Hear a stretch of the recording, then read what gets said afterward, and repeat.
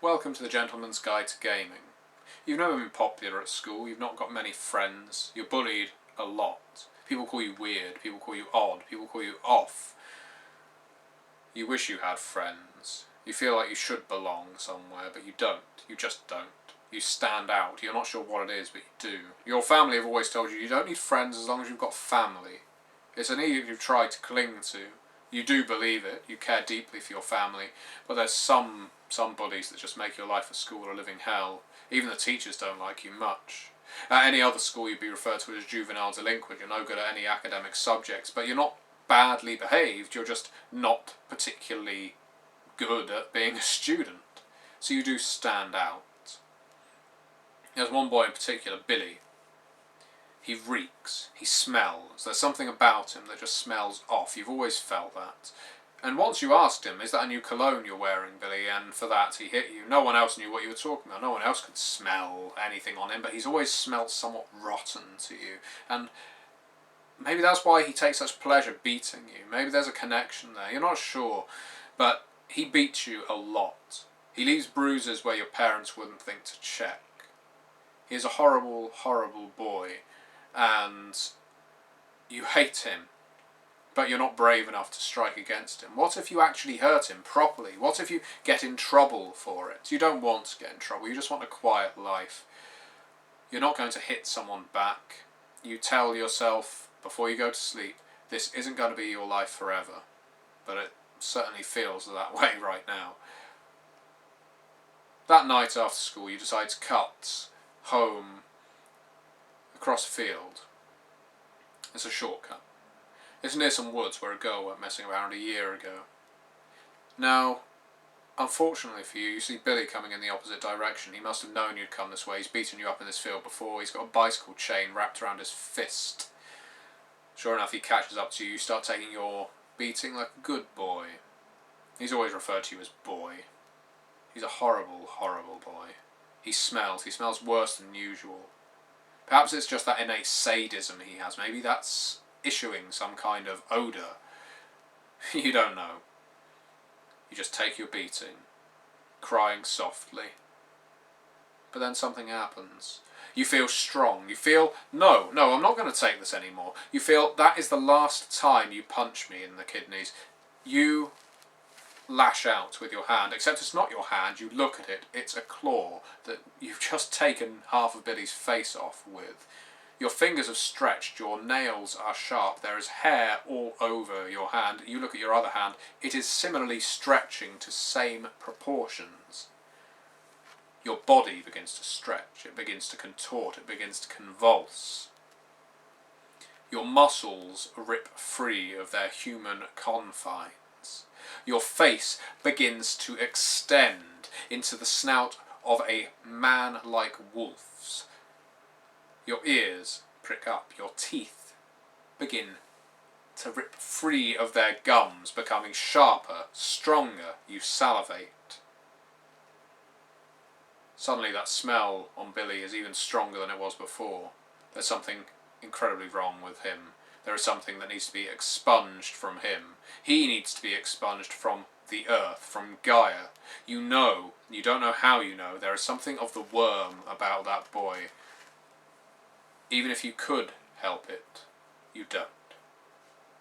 You fall upon him. You rip him to pieces. He isn't much of an effort. He doesn't even get a chance to plead for help. It's only in an hour's time, when you awaken again, that you find yourself in a field surrounded in gore. You don't know how you got the thoughts you did, how you changed the way you did. The only people you can trust are your parents. You run back home to them, you explain everything, and for some reason they don't lock you up in an asylum, they don't report you to the police. They tell you, we're kinfolk, and you are one of the Garou. You are a werewolf. You are a protector of Gaia, and that boy is a servant of the Wyrm, that boy you killed. And now that you have killed one of the Wyrm's servants, they will be after you. And that is Werewolf the Apocalypse. Now, it isn't all teen wolf drama, of course. You can play a werewolf of any age. The most fundamental point of Werewolf is that you are in a pack of werewolves. Not all of them will have been human to start. Some of them will have started out as wolves that can convert all the way into human form. That would be lupus to homid, as opposed to homid to lupus. Now, Werewolf the Apocalypse is one of my favourite classic World of Darkness games. It has been erroneously described as hack and slash in a World of Darkness, or the World of Darkness game in which you play good guys. But just to make a brief point before I start getting into the meat and bone of the book, the main point of Werewolf the Apocalypse is that you are servants of Gaia, trying to defend Gaia against the forces of the Wyrm, the Destroyer. Now, not all servants of the Wyrm are knowingly servants of the Wyrm. If I may take case in point the vampires, not every single vampire is an incredibly malevolent being. Sure, they have to drink blood, but what if a vampire's running an orphanage? What if he takes nice people off the street who don't have anywhere to go, gives them housing, and supports them in order to keep his humanity up there, to give into frenzy less? He will still smell of the Wyrm. Don't believe any nonsense you hear about vampire humanity offsetting Wyrm taint. That is a rubbish rule. Vampires will always smell of the Wyrm because they are unnatural and they do not belong on Gaia. They are not one of Gaia's creations. So a pack of werewolves comes across this vampire that's been doing good deeds for an eternity. It will smell of evil, it will smell of corruption, it will smell of the Wyrm. They will just see a servant of the Wyrm and they will fall upon it, and they will tear it to pieces. They will eradicate the Wyrm from Gaia, fanatically. Now, similarly, let's take a human serial killer, like one I put in my Werewolf the Apocalypse game the other week. Julie Blumenkrantz, a woman who lives in a lighthouse and through various arcane means is able to absorb the gnosis from supernatural creatures by eating them. She doesn't have to eat them, she can just absorb the gnosis, but she prefers to eat them. She didn't actually sense of the Wyrm when the werewolves found her, when they came across her. She did not reek of the Wyrm. Why? Because she's not serving the Wyrm. In some way, she's not unnatural. In fact, she's a product of the Umbra. That's a story for another day, but what did the werewolves do about her? They just left her. Well, they put her back in the Umbra, but they didn't kill her because they didn't feel it was their place to kill her. Now, that is the dichotomy of werewolves. Werewolves are not good guys because they will kill anything that is a servant of the Wyrm, or at the very least they will harm it. If it is not a servant of the Wyrm and they can't sense the Wyrm upon it, which is a gift to do, they are under no obligation to actually destroy it. And is it their place to destroy it? Is it not the place for mortal authorities to get involved? Or indeed is it not part of Gaia's grand plan that they are left alone? So what you actually have with werewolves are a group of fanatics that believe in something so strongly that they are often blinded by what is right and what is wrong from a human moralistic sense. Rather, they believe in what Gaia tells them. And this makes Werewolf the Apocalypse a very interesting game in which you play members of a pack led by an alpha, and the pack mentality is largely the most interesting part of this game, in my opinion, but I'll get on to that. The book itself is, of course, divided into 9 chapters and an appendix. This is the collector's edition, by the way, or not the 20th anniversary edition, which will be coming out next year. If you missed the Kickstarter, you will be able to buy it through DriveThruRPG, I can assure you. Werewolf the Apocalypse is by White Wolf Publishing, of course, and specifically this revised edition is by Ethan Skemp, largely. Now, the book starts with your usual White Wolf story introduction, and it goes into detail on what the World of Darkness is in Chapter 1, who the Garou are in Chapter 2, and that's the most important thing for this review. The Garou are the werewolves, the Garou nation, the various different tribes of werewolves that are spread across the globe, either still living or long since destroyed or deceased. Various tribes have existed at one point or another, and werewolves aren't the only changing breeds. You have Korax changing into various birds, you have werebears, of course, and some other ones that aren't worth mentioning, but Werewolf the Apocalypse is primarily based around werewolves. Now, in Werewolf the Apocalypse, the Garou are essentially the children of Gaia.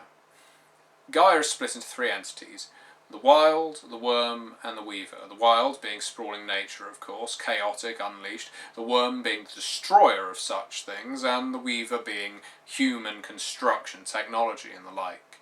Now, you could argue which one is actually more destructive, but at some point in the past, this enigmatic deity-like figure, the Weaver, imprisoned the Wyrm in one of its many webs. The Wyrm eventually broke free, insane, and decided to destroy everything to pretty much catch up for lost time. And this has meant the werewolves have been fighting servants of the Wyrm forever since. And due to the apocalypse soon approaching, it may well be that the Wyrm is about to win. Or the Weaver, the enemy that people have just been avoiding for this long because, of course, many werewolves are human in origin, homid, and they feel great affinity with the Weaver. Now, that is the cosmology of werewolf, and each different part of the cosmology has its own servants. If the Wild is served by the werewolves, and the Wyrm is served by an errant werewolf tribe known as the Black Spiral Dancers, and Pentex, a megalithic corporation that is also one of my favourite parts of Werewolf the Apocalypse. I absolutely love Pentex. I think they are one of the most brilliant antagonists in a role-playing game ever. You also have servants of the Weaver. And so, once again, in the world of darkness, you have all these supernatural entities running around in the background, controlling things, manipulating things from afar, and trying to pursue their own personal agendas, often coming into conflict with each other, of course. So, Chapter 2 goes into detail on what the Garou are, the sorts of things they do, and different Garou. A tribe is a family, and while you can be adopted into a tribe, for the most part it is the tribe that is in your blood. Your Auspices are somewhat different. Your Auspice is the phase of the moon under which your first change occurred. And this will have an effect of a sort on the kind of role you will play within your pack, or your sept, larger. And so, for instance, if you are the Arun, it means you changed under, I think, a full moon. I may be incorrect. And that means you are a warrior werewolf. You are a champion of Gaia, a martial champion. If you are a Ragabash, you are a trickster. And there's others, Galliard, Philodox, and the like. Meaning that if you change under this auspice, you are this kind of werewolf. You are a judge, you are a law keeper, that kind of thing. While that isn't restrictive, they're not character classes, they are the expected roles within the pack, and of course more interesting werewolves often shirk their duties and fall into one of the other camps. But there is a very loose framework in this game, as detailed in the Garou chapter and the Chapter 3 character and traits, and that is basically pointing you in a certain direction that you by no means have to follow. Likewise, the stereotypical tribes, ranging from the Fianna to the Get of Fenris, the Children of Gaia, to the Shadowlords, the Silverfangs, the Upteen, to the Wendigo, and whatnot, have their stereotypes, but you do not need to cling to them. But at the same time, I think as a storyteller, it's worthwhile always throwing in a few NPCs that do cling to the stereotypes, so it makes other characters that belong to that tribe stand out. Now, rather than disciplines that you have in Vampire and Werewolf, you have gifts and rights, and this is what sets the game apart from Vampire, in my opinion. Gifts are, well, just as expensive to use. You use Gnosis instead of blood points to actually activate them, Gnosis being your attachment to the Umbra and the world itself, I suppose. But rites are more long-winded. They are rituals that involve howling, involve dancing, involve celebration of one's ancestors. Backgrounds as well are a very important part of this game, and of course the backgrounds, like in other World of Darkness games, cover allies, contacts, resources. But you've also got ancestral spirits in this that you can communicate with. And you have different skills like Primal Urge that allows you to change your form more easily into that of a werewolf, into a Krynos form. There are 5 phases of werewolf, 5 changes, I suppose. And the game holds a nice little unique place within the World of Darkness for that, because you do not necessarily feel like your being is odd. It doesn't necessarily feel thrown on to the person. A human is embraced and becomes a vampire. A human learns to become a mage, arguably. A human dies and becomes a wraith. A werewolf has always been a werewolf, it's just that you don't necessarily all change into a werewolf at the same time in your life. For the large part, it's during adolescence, during a fit of peak, whether it's through pain or happiness, or it could be sex, it could be any sort of high emotional state, and during that time, woe betide anyone who is near you. And after you've changed, of course, just going into chapter 5 and 6, rules, system, and so on, it's the standard storyteller system, D10, dice pools. I don't really need to go into much detail, I'm sure, because I've detailed it in pretty much every other damn White Wolf game review.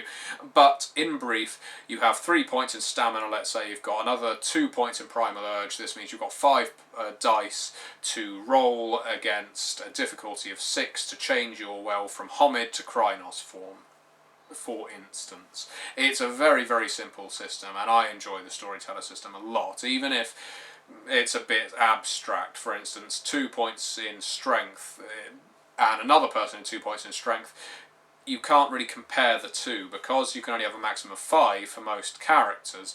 That means that you're expecting people to fill certain brackets and not really go beyond that. You have to use your imagination a bit with the storyteller system, but I like that, I like doing that, and don't really find much reliance on the dice system anyway. Now, there's certain things to mention in Werewolf the Apocalypse. For instance, if you change or become Krynos or become one of the forms that triggers the delirium, I think Krynos is that specifically, humans can't actually stand to see it. They may go mad, they may tear their eyes out, they may just fool themselves into thinking they saw something else. And this acts as its own sort of private masquerade. The humans you need to watch out for are the ones who can see that you're in Krynos form, because that either means they serve the Wyrm, it means they're kinfolk, or it means they're servants of the Weaver, or something else entirely. And you need to really worry for those kinds of people, or what they're going to try and do to you. Because werewolves, while they're very big and very strong, and arguably the most lethal race in the world of darkness, and certainly one of the most resilient, have many, many enemies. Going on to the servants of the Wyrm, and for instance, the corporation Pentex. Pentex is a company, a megacorp, that owns multiple subsidiaries that are slowly going towards the furthering of the Earth's corruption and destruction, and humanity's reliance on Pentex through its delivery of cheap goods, its delivery of mass marketing and commercialism, through oil, through beer, through toys for children, through subliminal advertising, everything. And some of the books that cover Pentex are among my favourite role-playing supplements of all time. I always throw Pentex in some form or other into a Werewolf, or World of Darkness game in general. I think in my first Werewolf session, recently, because I've been running a chronicle of it, the pack were in a pub. They were drinking King beer from King Breweries, which is a Pentex subsidiary. They heard someone at another table talking about how a Magadon pharmaceutical factory was going to be built and give loads of people loads of jobs just on the border of town, another Pentex subsidiary. A boy playing with his Action Bill doll was stabbing one of the werewolves in the leg, saying bang bang die werewolf, despite the fact he obviously didn't know he was a werewolf. Action Bill being one of the trademarks of Pentex is, I think, Tellus Industries, possibly, I might be Avalon Incorporated, that's their toy manufacturer, and Avalon Bill hates those fracking werewolves, and so on. They pervade everything, and I love that, and I put that in every World of Darkness game. If vampires need to fill their car up with gas, they will stop at an Endron oil station, and that kind of thing. I really like that idea that the Wyrm is mundane as well as out-and-out tentacled evil that the Black Spiral Dancers often consort with, and the Fomori, and so on. Pentex is evil in its banality because so many people work for these subsidiaries of it that don't even know that Pentex exists. They work for Endron Oil. Who the hell's Pentex? Oh, it's in the small print of my payslip, never heard of them before. Pentex, run by its board of directors, is a huge servant of the Wyrm, and, as I say, one of my favourite aspects of this game. Now, Chapter 7 goes into the Umbra. The Umbra being the spirit world. It's referred to by many things in different White Wolf role-playing games, but the Umbra is essentially the world of the undead, the spirits, and you can pass over, you can cross the gauntlet, you can step sideways through a mirror and interact with your ancestors, interact with a darker, more reflected version of Earth, where buildings that have had great prominence, that have long been destroyed, may still stand, where cairns are these amazing magical locations, these lodestones that glow of energy, where you can basically restock yourself with gnosis, fall into a sweet meditation, where you can talk, of course, to the dead, and where you can interact with the real world without actually being there, where you can be infinitely stronger and possess weapons and wield things that you could have never wielded in the real world. The Umbra is amazing and is one of the most appealing things for Werewolf the Apocalypse to me, as well as pack mentality and Pentex. I think the Umbra has so much going on in it. This dark reflection of Earth, and how distance and time is completely different. I speak more about it in Wraith the Oblivion, the Shadowlands, which is another name for the Umbra, although the Umbra is divided into levels. You have the Umbra, the Deep Umbra, Penumbra, and the further and further away you get from reality, of course, the more and more closer you get to Cthulhu. For all intents and purposes. And Chapter 8 covers storytelling, and we all know how to do that, don't we? And Chapter 9 covers antagonists, such as Pentex First Teams, Fomori, Black Spiral Dancers, and the like. And we are finally appendiced by allies and ammunition, and a lovely fictional epilogue. Now, I'm going to conclude my review of Werewolf the Apocalypse here, just to say it is a very, very good game, and I think it's been undersold by people in the past who just consider it good guys in the world of darkness, or hack and slash in the world of darkness. Pack politics, in which the alpha is constantly being rearranged because of the various situations that are going on. Werewolves treat their alpha like a pack of wolves would treat their alpha. If they are in a fight, the strongest werewolf will be the alpha. The Aroon will often be the alpha.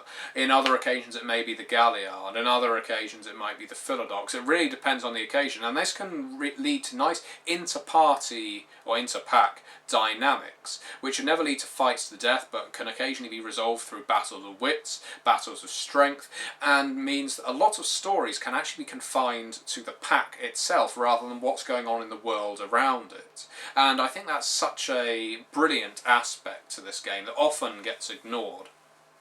Werewolves are often seen as Captain Planet's planeteers, just going out to destroy the occasional Endron oil rig, when in fact it can be so much more.